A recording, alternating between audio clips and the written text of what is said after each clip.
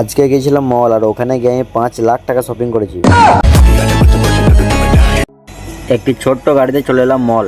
তারপর মলের ভেতরে ঢুকতে দেখি অনেক কালেকশন আছে, কিন্তু একটি কালেকশন আমার চোখে পড়লো, মেয়েদের এই কালেকশনটি। কিন্তু ভাই আমার তো একদমই ভালো লাগেনি, কিন্তু আমাদের ছেলেদের কালেকশনটা একবার দেখে নাও।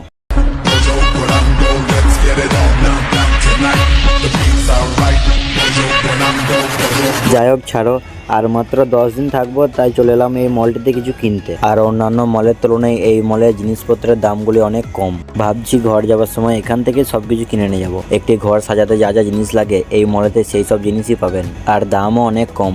এবার অন্য একটি মলে যাব, তাই এবার এখান থেকে বেরিয়ে পড়লাম। আর এই মলে প্রথমে ঢুকতেই দেখি ঘড়ির কালেকশন শুধু, আর এখানে সব রকমের ঘড়ি পাওয়া যায়। আর এই ঘড়িগুলি দেখো 29 টাকা 2 পিস, দুবাইয়ের টাকায়। তারপর আমাদের বাসের ড্রাইভার আর আমরা দুজনা কুলফি কিনে খেতে খেতে বাসে চেপে পড়লাম। চলো বাসে যেতে যেতে কি কি কিনেছি সেটা দেখাই। একটি সেন্ট আর কিছু বিস্কুট কিনলাম খাবার জন্য। তারপর চলে এলাম 5 লাখ টাকা শপিং করে।